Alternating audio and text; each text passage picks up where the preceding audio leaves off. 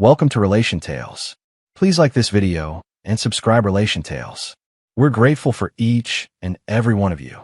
Let us know where in the world you're tuning in from. We'd love to hear from you in the comments. Let's begin. Logan Pierce used to think silence was the sound of a happy home. That's what his father had told him growing up. A quiet house means there's peace inside it. But somewhere between the burnt toast and the untouched dinners, Logan learned that silence could also mean distance. Across the kitchen table sat his wife, Harper, hair tied neatly, gold bracelet glinting in the morning light, her eyes fixed on her phone. She used to talk nonstop about her dreams, their future, the trips they'd take when money stopped being tight. Now, the only sound between them was the faint tapping of her fingers on glass. "Coffee's cold again," Logan said quietly, trying to sound lighthearted. Harper didn't look up. "I'll warm it later," she murmured. He nodded, pretending it didn't sting. 3 years ago, she would have laughed, teased him about how bad he was at brewing it, then kissed him on the cheek before rushing out the door. Now, everything about her seemed rehearsed, polite, distant.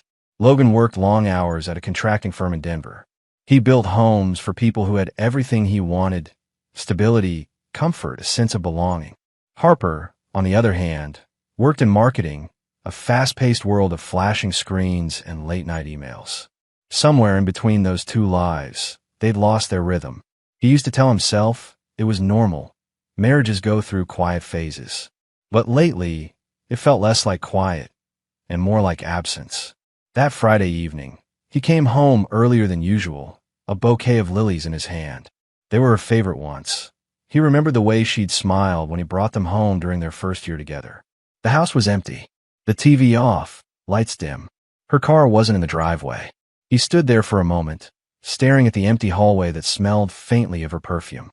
The flowers trembled slightly in his grip. He placed them on the kitchen counter beside her half-drunk cup of coffee, still warm. Later that night, Harper came home past 10. "Work ran late," she said, dropping her purse onto the sofa. Logan smiled faintly, nodding. "It's okay. I saved dinner for you." She barely glanced at it. "I'm not hungry." That was the moment it clicked, not because of her words, but because of how flat they sounded. Her voice carried no guilt, no warmth, just distance. For the next few weeks, he started noticing the details, small things that added up to something heavy. She began dressing differently. Her perfume changed. She started wearing heels again to the office. Her laughter, when she thought he wasn't listening, had a softness it hadn't had in months. But the hardest thing was the look in her eyes when she looked at her phone. Not just distraction, emotion. One night, as Logan sat outside on the porch, he saw her step onto the back patio to take a work call. The way she smiled while whispering into her phone twisted something inside him. It wasn't the smile of a wife speaking to a client. He didn't say anything. He didn't ask who it was. Because when love begins to rot, silence becomes the last thread holding it together. Still, beneath that quiet, something was shifting in him. Logan wasn't a jealous man by nature, but he was perceptive, the kind of person who noticed when a story didn't add up. And lately, Harper's stories were full of gaps. Then came the night it all changed. It was a Thursday, unusually warm for late October. Harper came into the living room, wearing that same soft blue blouse he'd always liked. She smiled, a little too quickly. "Hey," she said, pretending to search her purse. "Mom's been feeling off. I'm going to stay at her place tonight, just to make sure she's okay." Logan's chest tightened, though he kept his expression calm. "Yeah, that's sweet of you."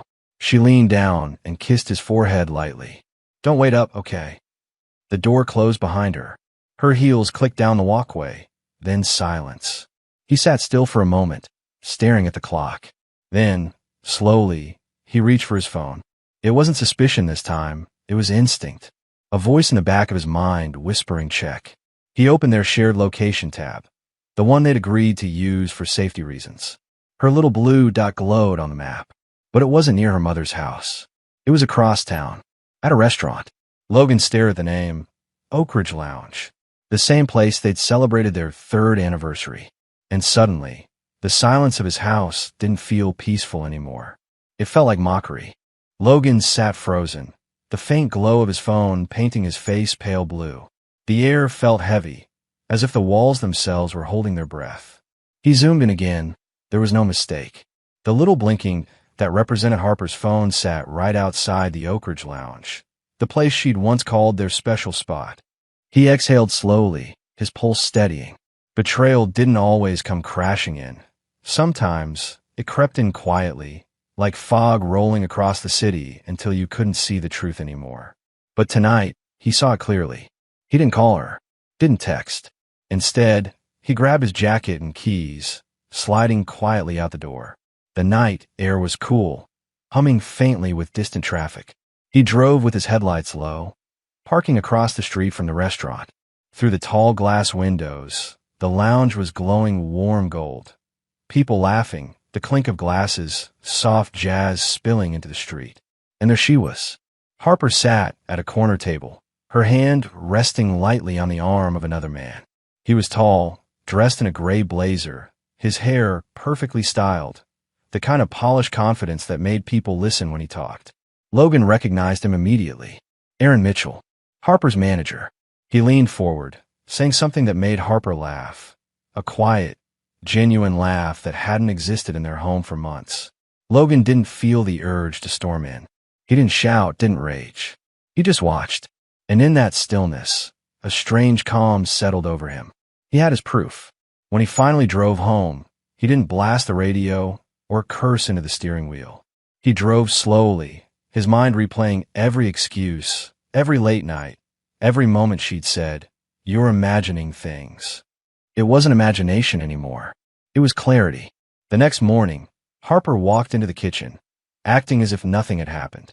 Her hair was tied in a soft bun, her makeup flawless, her perfume fresh. "Morning," she said lightly, pretending not to notice the way Logan watched her. He smiled back faintly. "How's your mom?" She blinked. "She's better." He nodded. "Good. You must have left early. I checked in with your dad last night. He said they had dinner together. Guess she's recovering fast." The color drained from Harper's face. Her hand trembled slightly as she poured coffee.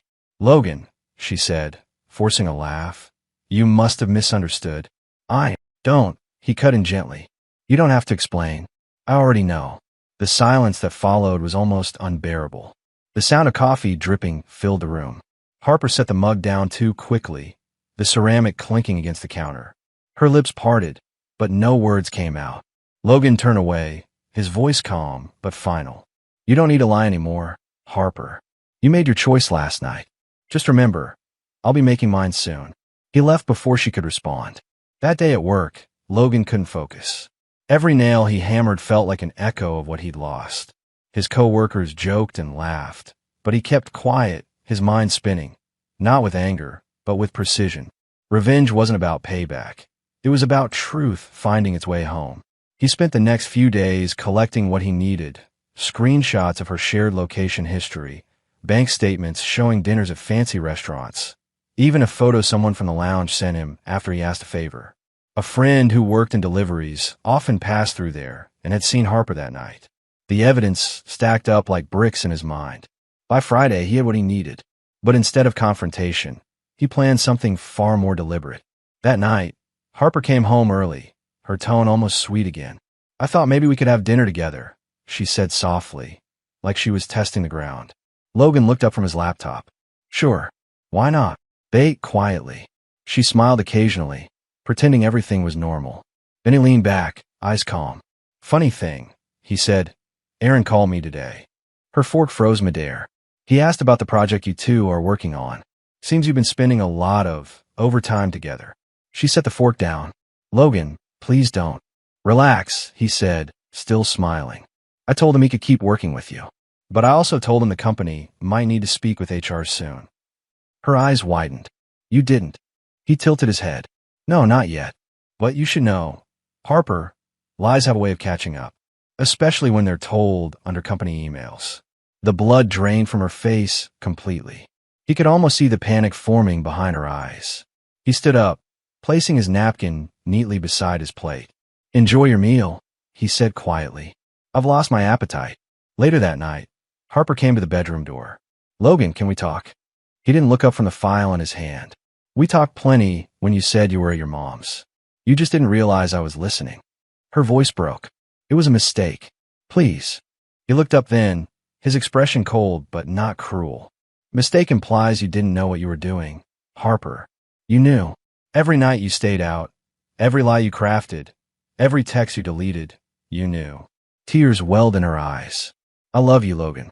I don't know what happened. He nodded slowly. I do. You stopped loving me when life got too quiet. You wanted excitement. You found it. Now live with it. As she cried softly in the hallway, Logan turned off the lamp and whispered to himself, revenge isn't loud. It's knowing they'll never get that silence back. Tomorrow, he'd begin the final step of his plan. The next morning, Logan woke before sunrise. The house was still, the air heavy with that strange kind of silence that follows a storm. Harper was still asleep, one arm draped across the empty half of the bed, as if she were clinging to a past that no longer existed. Logan quietly got up, pulled on his work clothes, and slipped out the door. But he wasn't heading to the job site. His revenge had nothing to do with shouting or slamming doors. It was going to be slow, quiet, and impossible to undo. He drove straight to Mitchell and Ward Marketing, the firm where Harper worked. He'd spent the night before preparing the files, receipts, screenshots, time logs, even the picture that proved she wasn't working late at all. In his hand was a small brown envelope with her name on it. The receptionist smiled when he walked in. Morning, sir. Can I help you? Yeah, he said calmly. I just need to drop this off for Aaron Mitchell. He's expecting it. She nodded. I can take it. He placed the envelope gently on the counter. Thanks. Tell him it's from Harper's husband. She blinked. Oh, sure thing. By the time Aaron opened it later that morning, Logan was long gone. Inside was everything. The photos, the timeline, even a copy of Harper's own messages about her fake deadlines. On top, a single note in neat handwriting. Professional integrity matters. Thought you should know. Back home, Harper seemed uneasy that day. She kept glancing at her phone, typing and deleting messages. Logan stayed quiet, acting normal, cooking breakfast, fixing the squeaky cabinet door, pretending everything was fine. By afternoon, her phone buzzed 3 times. Then once more. Her hand trembled slightly as she read the message. When she looked up at Logan, her face had gone pale. You did something, she whispered. He smiled faintly. You mean told the truth? Yeah, I guess I did. What did you do, Logan? Her voice cracked now. Nothing illegal, he said simply. But your boss knows about your overtime. He's married too, right? Her mouth opened, then closed again. Tears welled instantly.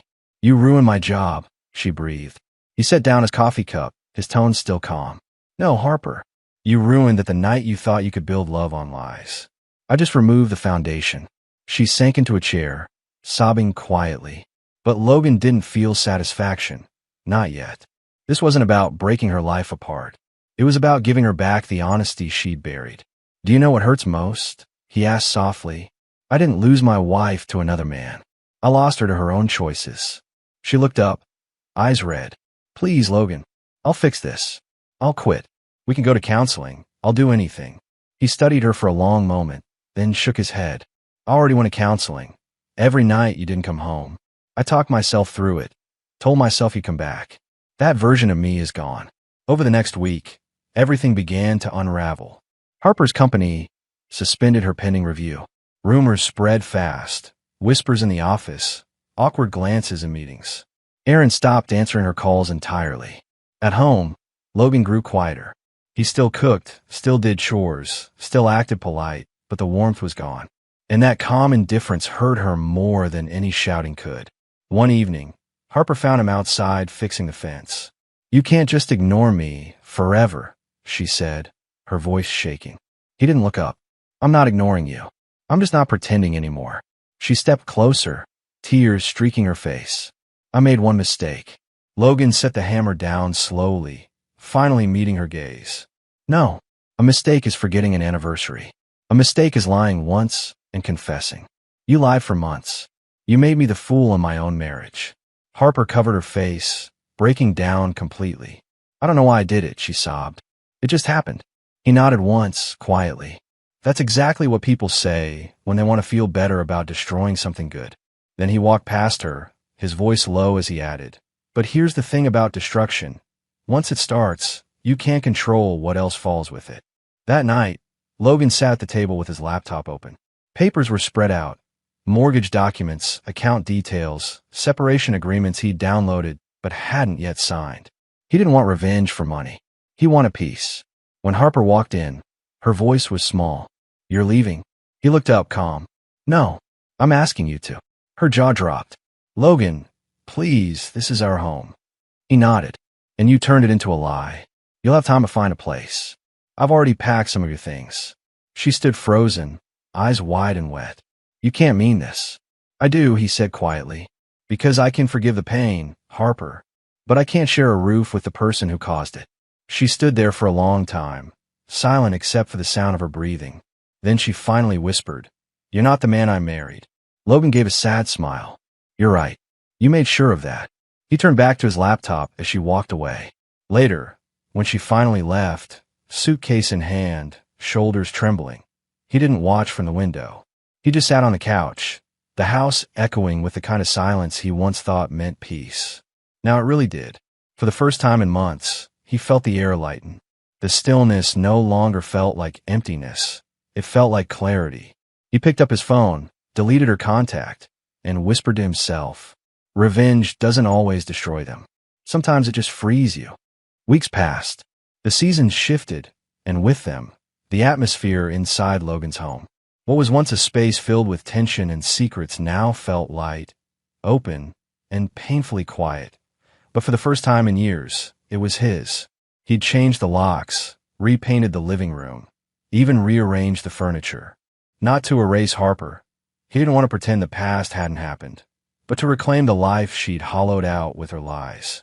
The mornings were easier now. He brewed coffee and stood by the window, sunlight spilling across the counter. No more watching the clock, waiting for her to come home.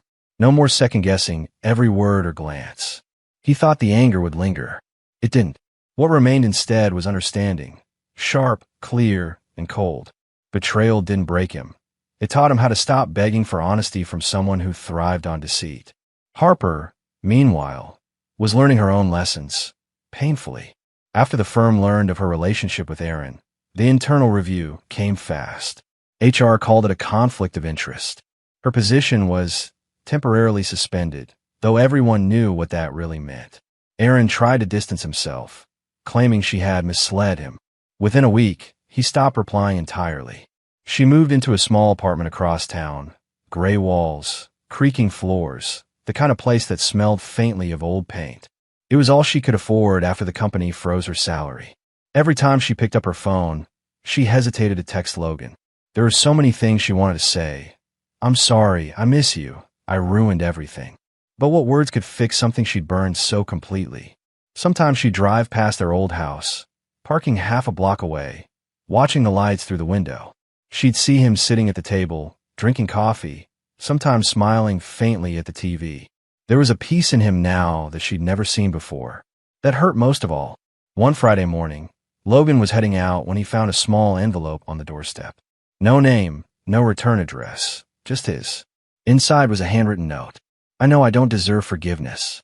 I just needed you to know that I finally understand what I destroyed.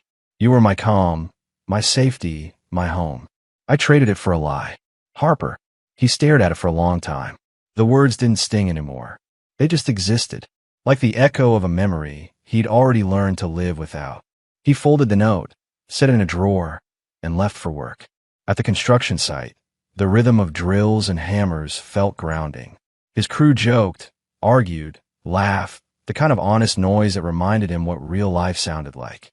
During lunch break, his coworker Mark nudged him. "Man, you look different lately," Mark said, unwrapping his sandwich. "Lighter, like you dropped a whole ton of weight off your back." Logan smirked. "Something like that." Mark nodded knowingly. "Good. Don't let anyone make you smaller just because they can't stay loyal." For the first time in months, Logan laughed. A genuine, deep laugh that didn't hurt. That evening, after a long day, he stopped by a small cafe near downtown. He hadn't planned to go in, but the warm glow through the windows caught his eye. Inside, soft acoustic music played, and a few strangers chatted quietly over coffee. He sat by the window, ordered a black roast, and looked outside at the slow drift of snow. Life moved on, indifferent and steady, the way it always does after heartbreak. A woman at the counter caught his attention, tall, brunette, early 30s maybe, with a kind smile as she spoke to the barista. There was something gentle about her presence, something real. She turned, noticed his glance, and smiled politely. He nodded back. Nothing flirtatious, nothing forced, just human. For the first time, he didn't feel bitterness when he saw someone new. He felt possibility. Meanwhile, across town, Harper sat on her balcony, clutching a framed photo of them from their wedding day. The wind tugged at her hair as she whispered to no one, "He deserved better than me." And for the first time, she meant it. Her phone buzzed, a message from a friend, an invitation to dinner. She stared at it, then slowly typed back, "I'm sorry, can't tonight. Need some time to get my life straight." Maybe that was her first honest sentence in a long time. 2 months later, Logan sold their house and bought a smaller one near the foothills, a quiet place surrounded by pine trees and open sky. On weekends, he fixed things around the house, sometimes volunteered at local build projects. He never told anyone the full story, not because he was ashamed, but because he'd moved past the need for sympathy. What happened had shaped him, yes, but it didn't define him anymore. He learned something most people never do. Sometimes the most powerful revenge isn't watching someone fall apart. It's building yourself into someone they can never break again. On a crisp spring morning, Logan stood outside his new home, watching sunlight spill over the mountains. The air was clean, sharp with pine and hope. He smiled faintly and whispered, "You did good, man. You made it through." Then he turned, walked inside, and closed the door, not to shut anyone out, but to finally live freely in a space untouched by lies. And somewhere, maybe miles away, Harper opened a blank journal and began to write the first page of a new life she'd have to rebuild from scratch, one choice at a time. Because betrayal had consequences, and truth, no matter how late it arrived, always demanded its price.